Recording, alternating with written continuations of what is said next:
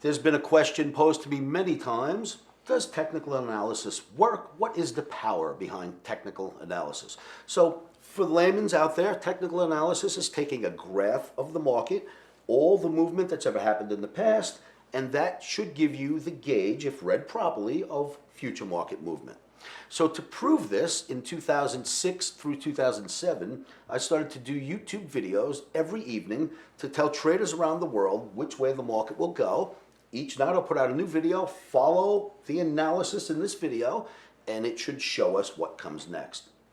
So during 2006 and 7, the market was going up, up, up, and then I made a projection using the technical analysis to tell the world, my fans around the world, the traders around the world, that the market will go up to a specific level, and then once it hits that level, it's going to stop and begin to drop. So I give them a level of 1,577, the price of the S&P. It'll travel all the way up there. So it sounds a little bit like more of that you'd call a prediction instead of a projection, because it almost sounds like it's from a crazy person. The S&P is going to go this high, but the reality is I am literally reading the graph and showing the projection moving forward. Lo and behold, the market rallies all the way up to a level of 1,576 within $1 of the projection and stops moving up, and then the big crash of 2008-9 starts. At the beginning of the crash, before it ever began, once we hit 1576, I then started projecting that the market would begin to crash. And not only would it crash violently, but I can tell you what price it'll go down to based on my graphs. So I pulled out the charts, and it showed that the market will crash all the way from that 1577 all-time high all the way down to 668. Once again, my projection gets called a prediction, and people on YouTube, you know how social networking can be, and I would tell them, I have made a projection for you, which is absolute unless something in the world changes. It's not what I think, it's what the market tells us will happen next. So the market has a massive crash down to 666. We called for 668. It was an exact perfect call, and once we hit 668, the graphs started to tell me that now the crash was over and we would start to head back up in a recovery. Now, of course, the whole trading community and most people that were out of work and their houses were going down, nobody thought the market would start to go back up. But I'm relentless with my YouTube videos and my teachings, and I put them out every evening, and lo and behold, I made a projection the beginning of that year as well, 2010. I projected the market would then trade all the way back to 1,270. And in fact, I made that projection 1,290 was the exact projection. So as the market starts to go back up and many people are in disbelief, at the end of the year it goes all the way up to 1,290 and stops trading for the end of the year. Exactly what the charts said they would do. So many people out there try to use fundamental analysis, or worse, their own thoughts. When you inject what you think might happen, you can never really see the future. The chart sees the future. In fact, a chart is merely a visual look at all the news reports that have ever come out, insider trading, traders that are just trading for themselves, speculating. All of that is already built into that chart. So if you look at the chart properly, you've got all the news, you've got everything you need, and a chart is absolutely the roadmap to future price calling. A message to my followers out there. Do you know how mass media, large media works? You know, there really is a spin on the story, and here's how this works. I'm called by a major, I won't say who they are, I don't want to out anybody, but they're all the same. I'm called by a major news firm. Oscar, would you like to be on television today? But it's an email. And I write, sure, I'd like to be on television, enter. And I get another email saying a few minutes later, the topic's crude oil. What do you think, Oscar? And I write, well, I think it's going to go down, enter. No interview. So I watched the person that gets interviewed that day, and I don't think he knew as much as me. I was surprised that they didn't choose me. They know who I am. 2 days later, I get another one, another interview, another letter. Hey, Oscar, you want to be an email? You want to be on TV? Sure, what's the topic? Crude oil. What do you think, Oscar? Once again, as honest as I can be, I think crude oil is going down. They write back, no interview for you. I'm scratching my head, but each person that comes on each day talks about the market going down. Talks about the market going up, but I want to discuss the market going down. Go back to each person each day. So each person, each day that comes on television, They want to talk about the market going up. But the charts tell me the market's going down, so I keep writing market's going to go down, no interview for me.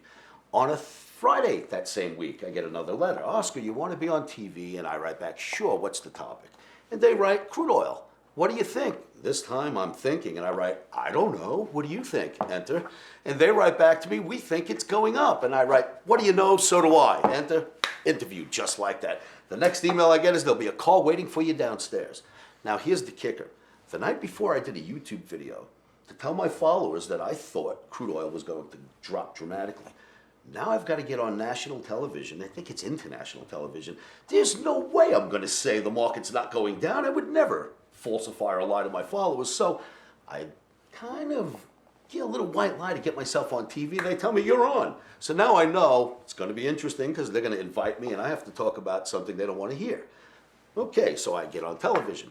Hey, Oscar, what do you think about crude oil? And I said, well, you know, you might think it's going to go up, but I've got proof it's going to go down, and my graphs will show you it's going to drop from 103 to 45. And the interviewer says, stop the set. He's a nut. Get him off my set. The vaudeville hook comes out. And I'm saying, wait a minute. I'm giving you a projection. I'm very, very good at this. And I'm telling you that crude oil will drop. You've got people coming on TV constantly stating it'll go up. I pretended it was going to go up just to get on TV to prove it will go down. And yes, you let me on television, and I'm going to speak about the downside. So during that, the cameras are off. This is happening in between. I've already been booted off this set. So on the way out the door, the interviewer says, Oscar, I've been working with crude for 5 years now. And I thought, I've been working with crude since, get this, there was no crude oil pit, no futures trading at all. They created a futures market, and I was there when the mayor of New York City came in, cut the yellow ribbon, and futures trading for crude oil started. I was there since the birth of crude, and I promise you this, crude oil will go down to $45 a barrel. With that, off my set, you're a nut, I don't want to hear from you. About a year and a half later, and the crude immediately started to drop. Immediately, it goes 90, 80, 70, 60. When it starts to hit 45, I start getting emails and phone calls. Oscar, how did you know? You're the only person who came on TV to tell us it was going to go down. No, I'm the only one who was allowed on TV because I lied to get on TV to say it was going to go down. So their narrative was to try to say crude was going up. So what happens next? They say, Oscar, how did you know? Please come in. We will apologize to you on air, and you'll be allowed to explain to your followers how you were able to call the market. And I came back on air, and they apologized and said, Oscar, you were the only one who could figure this out. Tell us how. And I had my 15 minutes of fame that day. They allowed me to explain why I was, calling it correctly to begin with. And of course, that got me a great deal of notoriety. And after that, I must have probably did 80 television appearances. But for me, I'm not going to go on television and speak anything but the absolute truth. And the truth, once again, comes off of a chart. Not what we think, not what we read. What we see on that chart, if you are a trader, is the truth, and that's all I speak. So, it is what it is. I'll be thrown off 1,000 times if necessary. For traders out there, there's old school and there's new school thought, right? We know the old school thought. I'm wearing one of those trading jackets with the badges, and our job was to scream and yell and try to catch someone's attention across the pit. And, so chaotic. It's old-fashioned, but that's the way things were, literally up until about 2006, 7, 8. And we started to move into the electronic world. Now, the difference between what you did in old school and what you did in new school, it's a vast, huge difference. Old school literally was hands-on, telephones ringing, writing on paper, screaming and yelling, and mostly trying to come up with the worst word in the world, predictions. Everybody had to make predictions because there were no real computers. There was no real science to go to. There were a few analysts like me, and I was too young to help out the world at 18, but of course I changed the world dramatically in that department as my career flourished. So the old school thought had a lot of thought in it. And I kid you not, that word thought it's an absolute curse word in our business. So what started to happen was people that screamed and yelled and looked at paper graphs and didn't know even how to look at the internet had to then suddenly move to the electronic trading world. But the electronic trading world brought something completely new with it. It made a level playing field out of trading. Trading used to be a phone call to a broker up at a building somewhere, and then he made a phone call to the trading floor. That person on the floor ran around with a ticket in his hand, and minutes would pass. And the biggest problem between you making that phone call and getting your return fill, was you have humans in between. And where there are humans and money, I promise you, stealing takes place. So, unlevel playing field during old school. The new school starts. Everything goes on the internet. Suddenly, what I would like to refer to as the crooks in between are all removed. Now we do this on a computer where everyone's trades in the world are all matched in one spot. There are no humans in between. There are no thieves taking the money from the market. And now the market is starting to work with the graphs better than it ever has before. Then a new thing starts to emerge. Now that we're electronic, we have something called the E-mini S&P. It comes out of the clear blue. For my entire life, if you were trading globes, you went to the globe market, you bought a bunch of globes, and they delivered those globes to a globe warehouse for you. Oil, sugar, anything, silver. So a new thing comes up called the E-mini S&P. Instead of it being backed or you having to take delivery on something like that, physical, it becomes digital. You buy it, it goes up, you sell it, you've made money. If it goes down, you sell it. After buying, it goes down, you sell it, you've lost money. But you never receive anything but money change in your account. And that was the first digital asset that was ever created. Now, everyone who trades old school knows what the E-mini S&P is. And the interesting thing is crypto comes to be. Crypto comes to pass now in the last 10 years. It's become the biggest thing in the world. And almost everyone I know from old school cannot see that crypto is just the S&P, the E-mini S&P. It's just now named something different, Ethereum. It is a digital asset. You will never actually take delivery or hold it. It moves up and down, and your account value moves up and down with it. It's just like trading the E-mini S&P. And I try to get that point across to so many people. If you know what the E-mini is, how come you can understand that but not something called crypto? It's just electronic movement. And that's the big thing that's reshaping the world. Now, cryptocurrency has become a whole new marketplace. It has shared or taken billions of dollars from old school, even into new school, taking that money out of the old fiat markets and has gone into cryptocurrency. Now, Let me stop you there. I started on the trading floor in 1982 and I left in 2006 when it went electronic. So tell me about your role in it going electronic. Interesting. So, turned out I was a computer nerd since I'm a little kid before there were computers, and I literally helped the exchange not only become electronic, how to create electronic charts, and how to survive in the electronic world. I was a big influence in that whole transition from old school thinking to the new school world that we're in today, because I was so advanced in computers as a young kid before they really existed. Okay, so a couple of years back, there was this whole thing about how fucked up it is that I'm on the floor trying to trade and this computer can fuck me over and they can basically push a button and manipulate the real world. Remember that? That was absolutely true. So that there was a time where the trading floor was 100% of the volume, electronics came up, no one cared.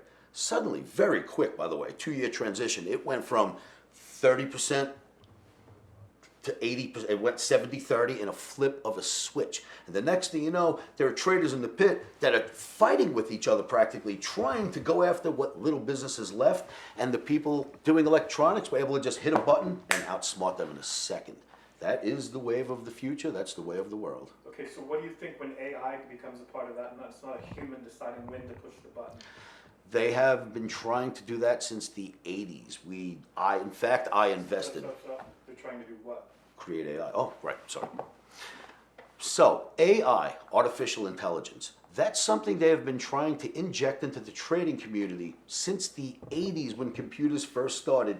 I was part of a huge project, in fact, to help computers learn how to be smarter and learn how to trade. And I can tell you till this day, they still don't have AI that can do that properly. We have algorithms now that will follow the market and do what the market says to do very quickly, but AI still, we cannot come up with an AI robot that can trade properly yet. I've never seen one or read about one. Okay, good stuff. I know what I was going for. What I'm saying is, the manipulation of electronics to the market. I want you to imagine and think about the future and when it will come, why the feds are going to try and stop it, to project forward. And show No, you're going from fiat to crypto. no, I'm going to go to fiat to crypto, but what I'm saying is there was this shift because electronics got into it that nobody predicted. Electronic was good for the traders, then all of a sudden, wait, this is not so good. The ramifications. So AI is obviously going to be fought by the feds. They're going to resist as long as possible. And the people who want to be able to quickly manipulate, but just project, in other words, you're projecting the future. I'm saying project. AI is the not future. fought by the feds, not at all. They wouldn't mind it if we could do it. However, but follow my train of thought here. I'm trying to get you to tell me when AI gets into the mix, 5 years, 10 years, whenever it is, how is that going to affect the market? Project AI's eventual implementation into the market and what it will do to the market. Foresee the future for me. Okay. So artificial intelligence, as it begins to grow, and in fact, we now have computers that have gotten so smart, they write code that humans don't understand. So without the computer writing that code, we, us alive with eyes, we won't even know what it means. So we're really advancing. And I would say give it 5 years from now, and the likelihood is when you go to trade, an AI robot will tell you when to trade, when to buy and sell, and it'll probably have a high level of accuracy. But we are not there yet, and it still absolutely requires a human touch to get it done. Okay, so is it possible that the AI is going to be able to take the emotion out of it and look at the stats like you do on a better level? So artificial intelligence should take the emotions out of trading because, let's face it, computers have no emotions. So once artificial intelligence really gets smart enough to trade, it's one of two things that are going to happen. Either it's going to just belong to 5 major companies and none of us are allowed to even trade anymore, or it will just help the market become smoother and allow all of us smaller traders to interact with the AI. But certainly AI is going to make things smarter, faster, and more profitable as the future unfolds. So how will AI help the people who want to manipulate the market for evil purposes or disruptive? And how will the Fed react to AI when it's available? Right now, we don't have what you would call regulation as far as what artificial intelligence is allowed to do. But we do have regulation on rules of trading. But artificial intelligence is probably going to get to a point that there will have to be regulation made because at some point it's going to take over the market and you can't have one entity too big for the market. So artificial intelligence at some point will absolutely rattle the investigators, it'll rattle the feds, and they will come down and say, hold on a moment, you can't corner the market with your AI. So we've got to factor all of that in as this progresses. Okay, so the other day you described crypto to me in about 30 seconds. Give me your, what is crypto? Short, sweet, just.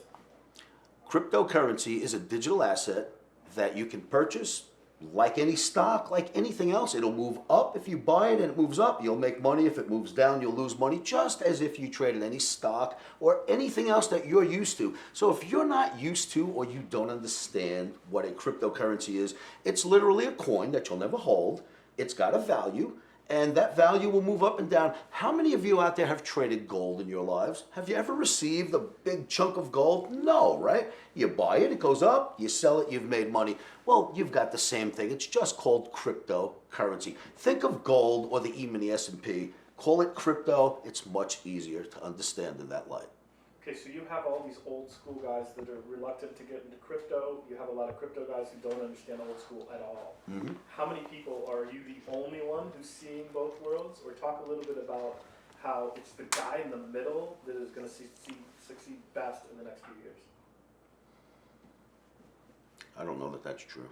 Go wherever you, just whatever I say, wherever you go. Say something else. Again, say it again. Okay, so you have old school guys, market.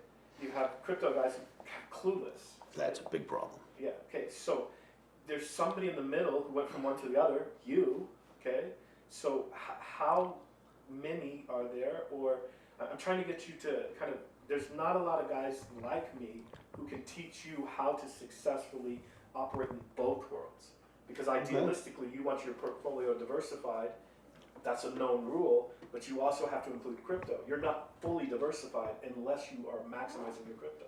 I agree. You certainly have to be in crypto right now. Yeah. Or at least you have to be ready to be in when it gets regulated. So take that wherever you're going to go with.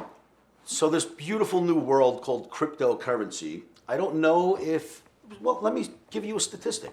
Do you know that only 5% of the people on this planet that have ever been interviewed even know what an NFT or cryptocurrency is?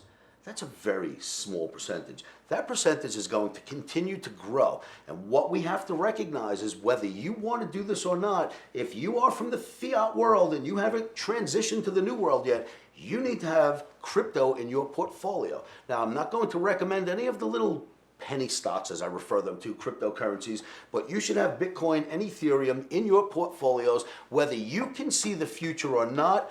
I can. I have been doing this since 40 years ago, before there were computers, before there was electronics, and I've transitioned all the way through. I was a master at the fiat markets, and I've become a master at the cryptocurrency markets, and I would like for you to make sure that you're paying attention and you put that crypto in your portfolio. Okay, so you crypto nerd out there who thinks Bitcoin is everything. What you're missing is that Ethereum is eventually going to overtake Bitcoin. Oh, I'm not a Bitcoin nerd at all. No, oh, no. no. No, bear with me. I'm not saying to you. I'm saying this is what I want you to say. Sorry, I should have prefaced that. Okay, something along those lines. Okay, you crypto nerds out there who get crypto. What you're missing is Ethereum, because of its tied to technology. When mortgages are not done on paper anymore, they're done with an NFT.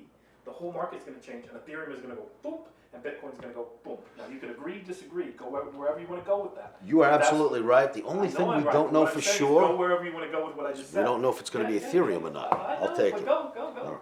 1, 2, 3. So, crypto traders out there are many crypto traders out there that are fixated on Bitcoin, and I get that, but Bitcoin is finite and it doesn't have as much utility as something called Ethereum. Ethereum has got fantastic utility to it. You can do smart contracts, which are NFTs. You can literally use Ethereum to erase the stock market if you wanted to. And in the future, that's likely going to happen. The only thing we have to worry about, because traders know nothing is guaranteed, is that what if somehow Ethereum becomes the Betamax and the VCR comes up instead? Barring that, I think Ethereum will be the platform that we will build our future on. I wanted to back you up because you said we'll erase the stock market. I don't think that's what you meant. I think what you meant was the method by which the stock market operates. So, in other words, the exchange is the word I should have but used. you said erase. In other words, to not Eliminate the exchange is what I want to say there. So let's redo that. So back up and cover that part. Cryptocurrency, especially Ethereum, can eliminate the stock exchange, whereas one trader has a stock in his account and another trader has money, and they can just buy and sell from one another without the exchange, because blockchain makes sure that it's an absolute transaction that cannot be fudged and cannot be false. So I think we can not only eliminate the stock exchanges, you can start eliminating brokerage firms, you can eliminate real estate brokers. Eventually DeFi will eliminate banks, or banks will learn to DeFi, but banks will be old-fashioned news in our lifetimes, no doubt. Okay, so can you shortly on this one? So the concept of I'm verified, you're verified, we're married. Okay. Combined with we put this on one node and that then spreads boom, boom, boom, boom, boom. You can't change all the nodes. Got it. I know If just a where you node's want me to go. offline, I got it. it gets it when it comes on. I know where you need me to go. Okay, you ready? Yep. Now, the beauty of using blockchain to do a contract, like I said, you can eliminate the stock exchange. Well, what does that do? That makes you have to use blockchain. And what does blockchain do? In order to build each block, everything inside the block before it has to be exact. If you did a money transaction, that money had to be in one guy's account and the other person's account, and it cannot go through without the blockchain checking that everything is perfect at that second in time. Now you've got a block. The next block cannot happen, so here's what we have. We have complete protection, because if I'm going to do a blockchain transaction with you, it's going to go on computers all over the world at the same second it hits those ledgers.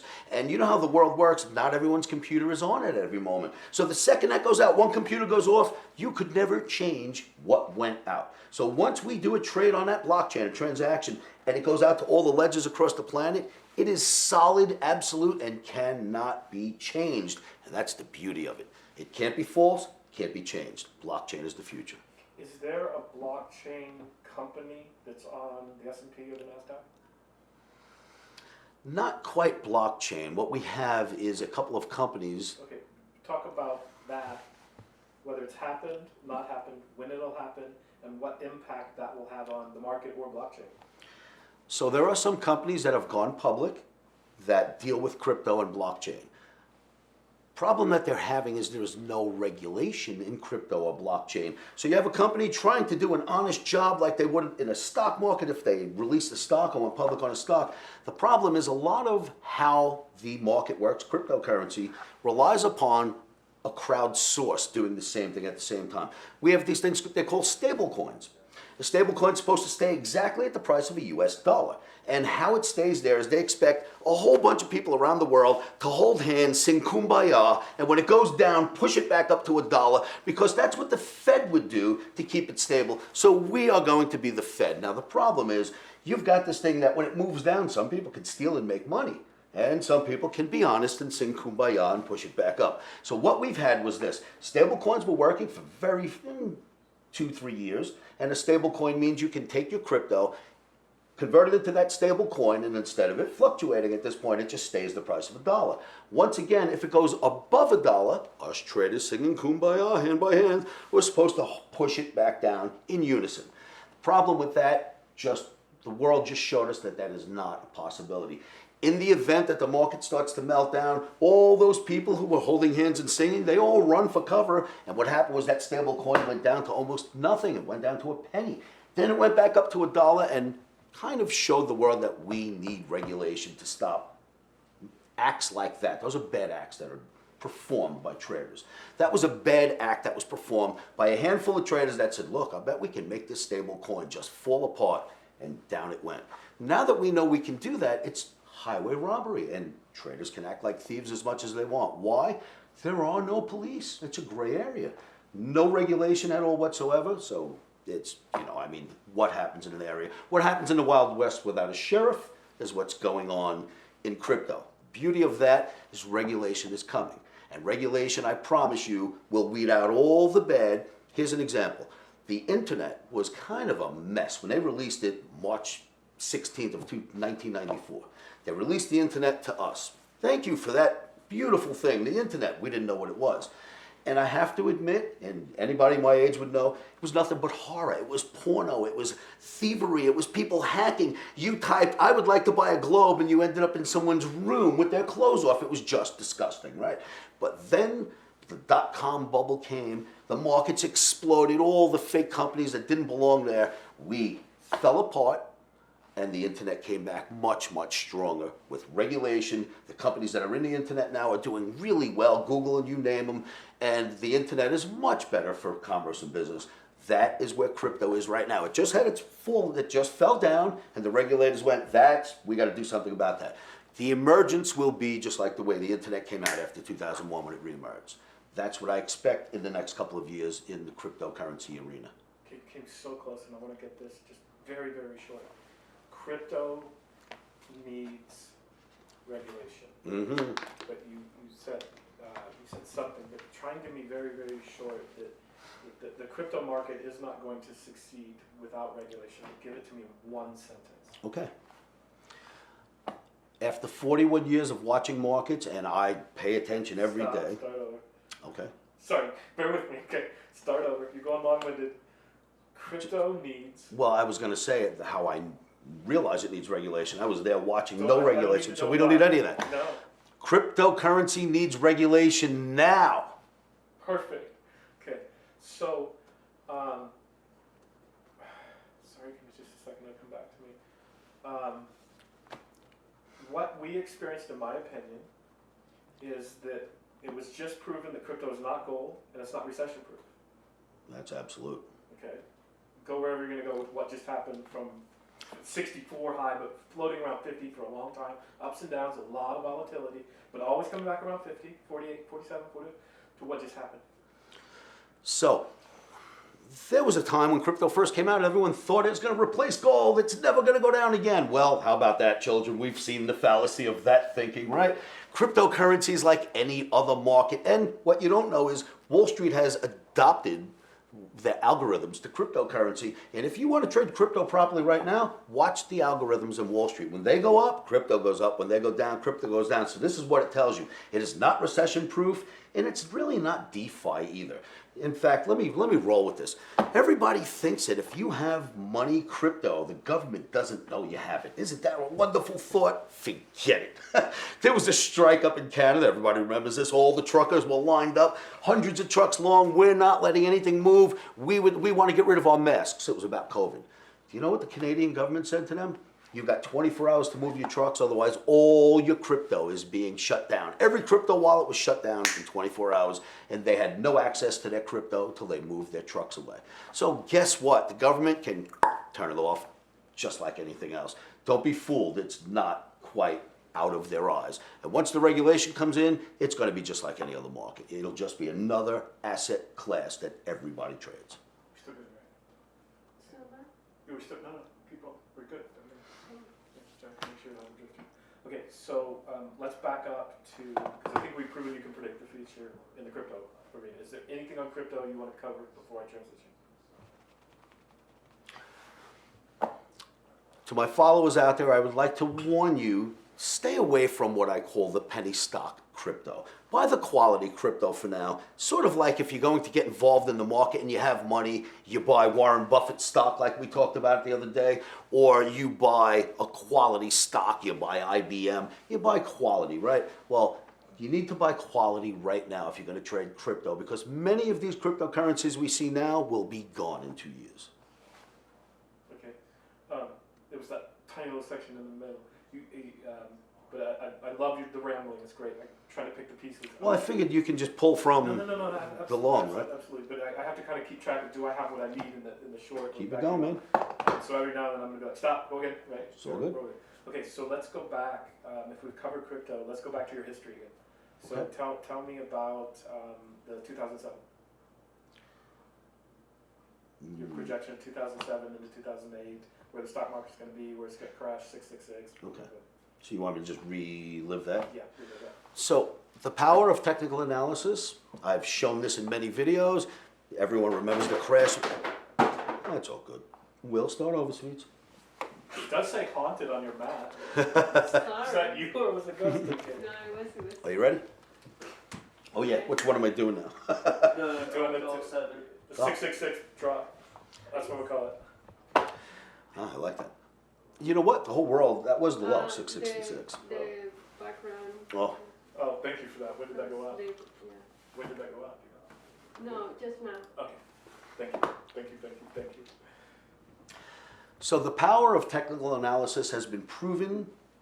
Everyone remembers the crash of 2008-9, right? Were you there for that crash? Well, I used technical analysis to call the absolute top at 1577 and the subsequent crash down to 668 in the stock market. And then the rally back up, all of that came from technical analysis, and it's all on video for you to see.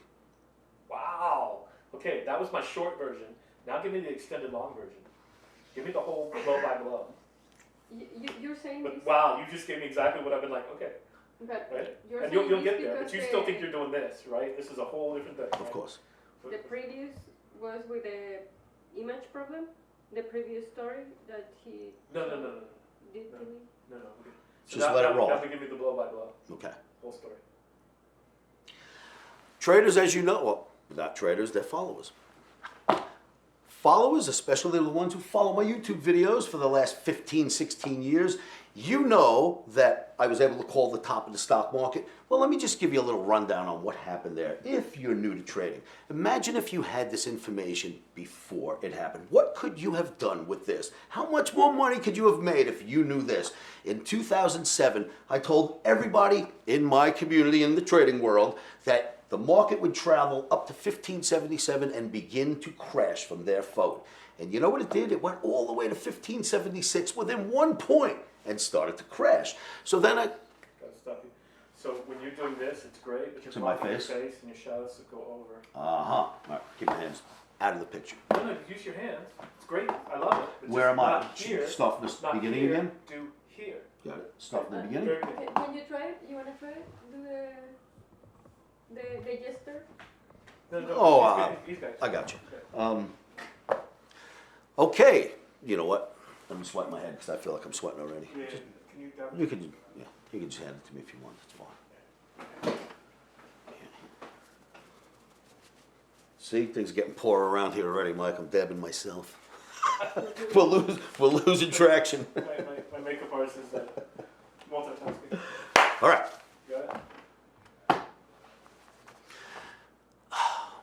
Traders of the world, do you remember the crash of 2008, 2009? What would you have done with the information? Imagine if you knew where the market would go before it got there. What could you have done with that information? Imagine this. Using the art of technical analysis, which is an art, a fine art, not a science, I was able to identify exactly how high the market would go in 2008, and I was able to tell the world on YouTube videos, many videos in a row, all year long, that 1577 would be the absolute high in the S&P, and guess what happened? It went to 1576 and stopped cold. How about that? Then I said, look at the charts. Let me show you what's next. It's going to drop all the way down to 668. It'll be the biggest crash anyone's ever seen, bigger than the crash of 1929. And lo and behold, it's exactly what started to happen. And video after video on YouTube, I started to say, look, it's going down, it's going down. It goes all the way to 668 and stops cold, just like it was scripted. Next thing that happens is, I start to tell fans that that's it. My followers, it's over. No more crash. The market's going back up. Forget the crash. That's old news. Don't be grandpa.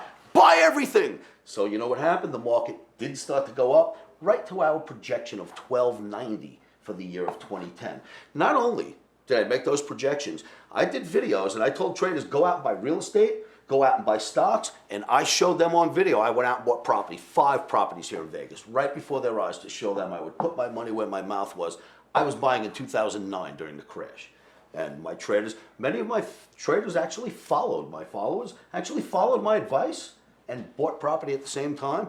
And then about a year ago, I told them it's time to start selling some of that property. And we sold it, and that was all based on the graphs on the market, which way the market would go. When I saw the market would finally start to cool off, so would real estate.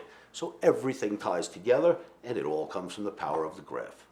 So let's cover Glass-Steagall a little bit. Did you foresee the repeal of Glass-Steagall and the 10 years it took for the real ramifications of it? Glass-Steagall Act. It's funny that you even know about that. Most people don't even know. Well, I know. I'm very knowledgeable in a lot of different areas, but it's the repeal of Glass-Steagall. All right. So I'm going to take you back a little bit because there was a question about the Glass-Steagall Act and the repeal of such. Glass-Steagall was put in place to stop banks, brokerages, and insurance from being one umbrella. You're not allowed to be one umbrella. It can't happen. So Glass-Steagall came out and said, Morgan Brothers, break up. We cannot have a monopoly. It can't be any longer. We had a monopoly for a long time, and they were raping all the money, literally pulling in all the money from brokerages, from banking, and from insurance. One group. Glass-Steagall said, those days are over. Break that up. So along comes 1999, and guess what they decided to do? They repealed the Glass-Steagall Act. Now, you've just allowed bankers, brokers, the brokers, and the people doing insurance. Okay. Ready? I gotta make you look good. No, good, man. It's all good.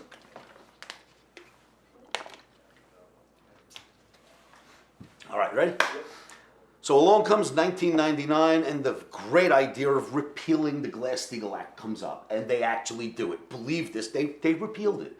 So now you've just allowed bankers and brokerages and mortgages and all of these guys to get back together. Now you got insurance with bankers, brokers. It's not allowed, right? We knew that from Glass-Steagall. And what started to happen is exactly why I was able to call the crash of 2008. It distorted the market to the point that the derivatives were invented and it crashed the market in 2008-9, but it all started from repealing Glass-Steagall. That should have never, ever been repealed. It was the best thing that was ever put in place that I've ever seen, large act, and when they repealed it, I knew something bad would happen, but I could not foresee that was coming right around the time until it started to happen in 2008, and then of course we projected it. Okay, forgive me for giving my perception. It could be completely wrong, but my understanding is basically what happened is they were allowed to sell that giant package of risky that should never Derivatives, that's what I just mentioned. But I want you to explain that. And they were then able to bet against it by insuring it. So the same company could say, this is risky, we're going to package it and sell it, and we're going to bet if we lose or win, we make money. Correct? That's not exactly what happened. Okay, but tell me exactly what happened. All right, it's going to be a little bit long though. I got to explain some stuff here. This is a long one. So what Glass-Steagall allowed to happen was this packaging of what we now know called derivatives. Larry Fink came up with this great idea. We're going to call them derivatives. And what are derivatives? We're going to take mortgages from all around the country, and these mortgages are pretty good performing. We're going to package them together in a group and call that a derivative. We're going to give it a price. Let's start it at $2. Well, a bunch of mortgages packaged together goes up in price, and Goldman thinks it's worth $3, and Morgan Stanley thinks it's worth $5, and it goes all the way up and starts to go, well, what do? They keep packaging these mortgages. They call them derivatives. Well, what happens is 2008 shows up, and everyone stops paying their mortgages, right? 80% of the people in this country went, uh-oh, how do I pay my mortgage next month? And those derivatives, Goldman Sachs came out and said, listen, sell $5,000 worth of those derivatives for us right now. And that's when we found out in the marketplace on Wall Street that they had no value. They tried to sell them at 100, at 90, at 80, at 70. What are they worth? I don't know. They were never worth anything when you bought them, was basically what happened there. So that literally crashed our market. Those derivatives, when we stopped paying our mortgages, those derivatives suddenly weren't performing. And there were billions of dollars in the derivatives. But now let me take you to today, to the future. Larry Fink, the same guy who came up with that idea, well, he came up with a new idea a couple of years ago. He said, I know what we did wrong. Here's where my fallacy was. I was betting people would pay those mortgages, so I was grouping together thousands of homes, expecting thousands of people to continue to perform on their mortgages. But that was where I went wrong. So here's what I'm going to do now. I'm going to buy the entire property. Now he buys the whole, if D.R. Horton, just to use a name, is going to build 1,000 homes. Larry Fink's fund goes over and says, we'll take all 1,000 of them. One closing, give it all to us. And what they do is now they own the home itself. What does that give them? You have a 401k. Larry Fink, BlackRock, Larry Fink, puts your 401k into his program. Now his program has you in a house where they own the house, they can well afford to pay the mortgage no matter what happens in the market. They get depreciation of the value of the market where you have, of the house where you have to fix it up, so you get the depreciation, plus you get the appreciation of the value of real estate going up, and you get rental income. All of that happens now in the same thing that was called a derivative that you just had to pray people paid mortgages. So now they're smart, they're buying the whole gamut, and what they're trying to do, and it's actually happening, they're succeeding. They're trying to turn the United States into renters only. If you don't own a house, don't even bother trying to buy one. What they're trying to do is buy everything up, make them rentable only. They don't want to sell them. And what they're doing on the side, even though they will not admit this, is they go around and buy smaller houses and say, how much is that house for sale for? 300? Take 5. How much is that for sale for? 7? Take $1 million. And they move the price up higher. Then they buy that whole big tract that's going to be built, and the price of your real estate's already gone up before you even purchased it. It's genius, it's ingenious, and it's really bad for the poor people in this country. Okay, so if basically something happens and then it takes years, if not a decade or more, for the ramifications of what happened, and very few people see it, okay, you see it, right? And that's part of, wrap that in if you can. What has been the effect of COVID and the people who are hurt in so many different ways? From people who are so mortgaged that if the renters don't pay, they can't pay their mortgage. I think we can go a different place with that. I think we can take COVID to a spot where I think you want us to go anyway. Yeah. But you see what I'm saying. It's hurt the real estate investor. I'm not even going to talk real estate on this. I'm going to take COVID into where I think it took us. Wherever you want to go. So then, of course, we know COVID had come down the pipeline. You know, in 2 years, I watched this world flip over on its end, change dramatically in a way I never dreamed could ever happen all at once. I thought that would be a 20-year transition. What COVID did was it showed, okay, yes, people died. Let's not talk about the medical aspects. Let's talk about this. It showed people all over the world how to use the internet to make money by staying at home. And now we've got 11 million unfilled jobs. These people are not working. They figured out a better way. We were forced to stay home. We were told no more work, no more going out, no more anything. We're brilliant people on this planet. Humans are very intelligent. We started figuring out a way to use that internet and blockchain and crypto to start making money from home. And that has completely fundamentally changed the mindset of workers in this country, the mindset of the kids in this country. And now I think we're going to live in a place where if you're 10 now, when you hit 20, you don't get a job. Something on the internet just makes money for you. And likely that will be crypto and blockchain. Okay, great. But ramification that we don't see now, because lots of people see that, right? Project for me the future ramifications, think Glass-Steagall, 10 years later it comes to fruition. So what is crypto going to do to the world? Right now we have crypto, we have COVID, we have all these things happening right now here in 2022. Mm-hmm. What are the conditions in 2022 going to lead to in 2032 that nobody sees but you? So present conditions, COVID, the market's moving, interest rates moving, a new world that has developed with cryptocurrency and everything else. I think a lot of people see it as something detrimental, but what I see is it will be the next up and coming of the world. The people of the world will grow in a way using this technology, and because of what's happening now, it's going to be positive for the world, not negative. In markets, in real estate, in trading, in everything, in crypto, in our human lives at home, people in Africa are going to be helped by what's happening now. It might seem bad today, I promise you, it's going to lead to a much, much bigger market, a much larger group of money for the rest of the world. There'll be wealth created for all of us because of what's happened here. It's knocked us down.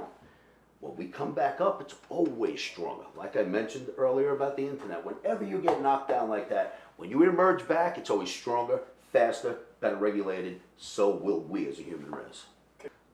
So, Mr. Warren Buffett, you know, obviously, the best investor in the world, right? He's not always right, but I don't know anybody that's got a stock as expensive as his, so proof in the pudding. Yes, he's the man.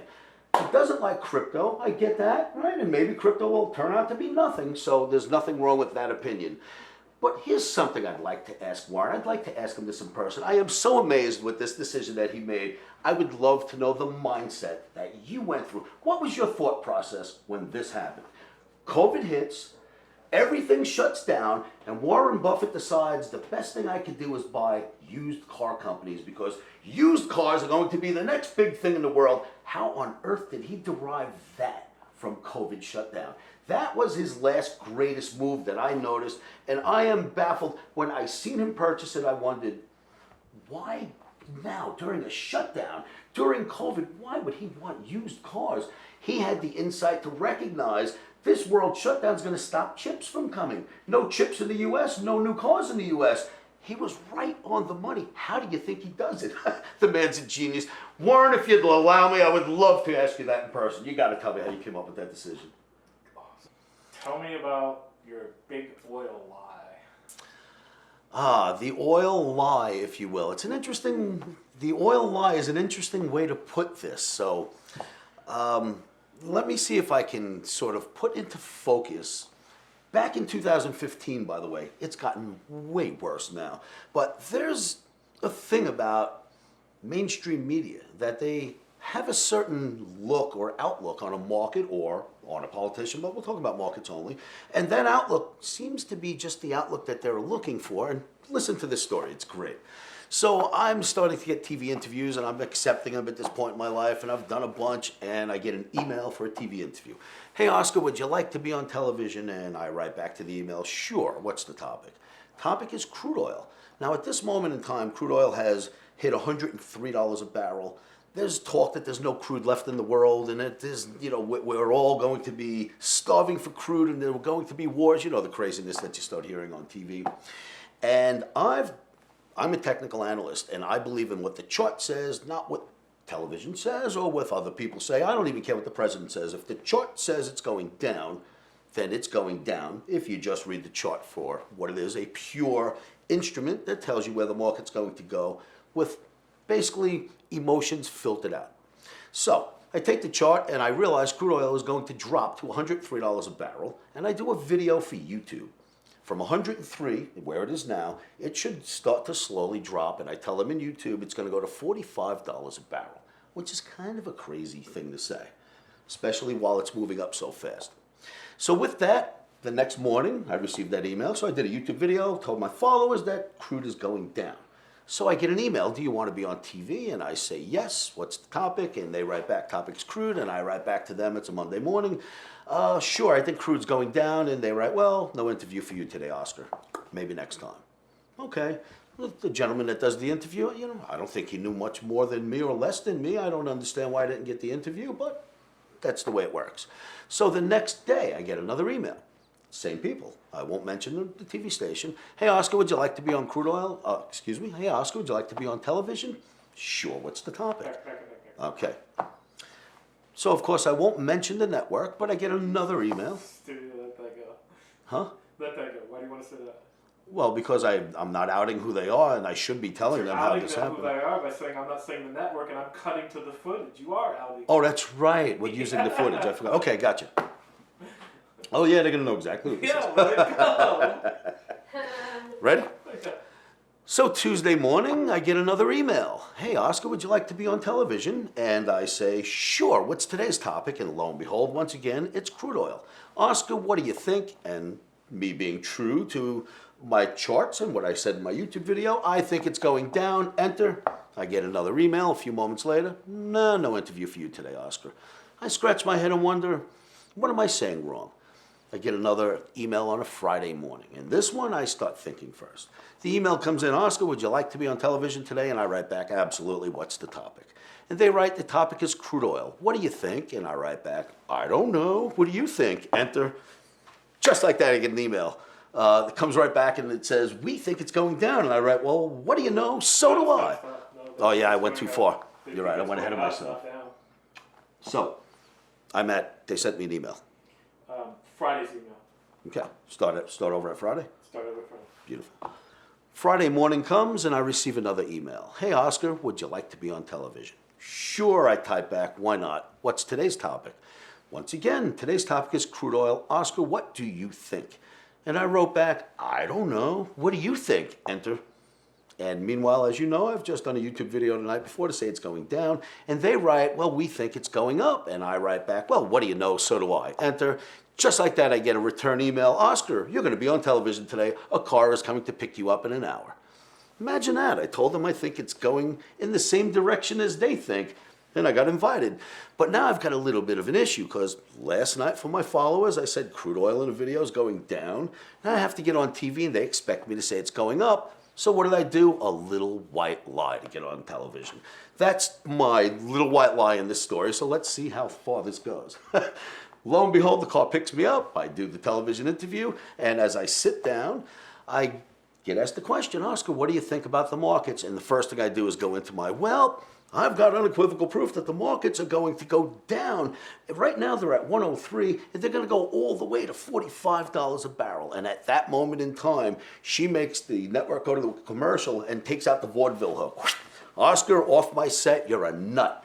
I said, what do you mean I'm a nut? Well, I gave you a projection. The projection is we're going to $45 in crude. And she says to me, I'm sorry, I've been working on crude oil for the last 5 years of my life, and there's no way it's going down, it's going up. And I said, listen, when I started working on the trading floor, young kid, 18 years old, crude oil didn't exist as a futures market. There wasn't any crude. They created the crude oil pit, the crude oil market, and then I was there when the mayor of New York City cut the ribbon and crude oil commenced trading. I was there from the birth of crude oil. And I am telling you right now, crude oil will trade $45 a barrel. And she says, off my set, I don't want to hear it, you're a nut, and throws me off the set. So, what do you think happens? Of course, the charts have no emotion, and the market starts dropping almost immediately. And within a few months, we're heading down to the $45 mark. And boom, we hit $45, and I start getting emails and phone calls. Oscar, how did you know? How did you know? And I write back, well, if you invite me back on television and apologize, I'll be more than happy to tell your followers how I know, how I knew that we were going to drop. So lo and behold, they invite me on. I'll be more than willing to tell your viewers how I knew. Okay. I'll be more than willing to tell your viewers how I knew this event was going to occur. So, I get on television. If you were a little awkward there, back up. Okay. Cue it out again. Oh, wait, I'm starting now. My teeth are getting stuck. The word crude oil keeps getting messed up. All right. Yes. Cue me in. What was that again? They called you, they want to invite you back on. So they call to invite me back on, and of course I say I'd be glad to come back on if you apologize and allow me to explain how I knew this event would occur. So I get invited on television, and right there I'm able to show her and the network and everybody following us that crude oil absolutely dropped right down to $45 a barrel, and all I used was a craft called technical analysis, the art of technical analysis. And if you know who I am, Oscar Carboni, and you've seen my videos, there are thousands of them out there, and if you've witnessed the acrobatic stunts I've been able to call in these markets using technical analysis, you will recognize that technical analysis is absolutely the roadmap to future price movement. Not what people think, not what you read, not what you think yourself either. If you read the charts well, you will know where the market is going next.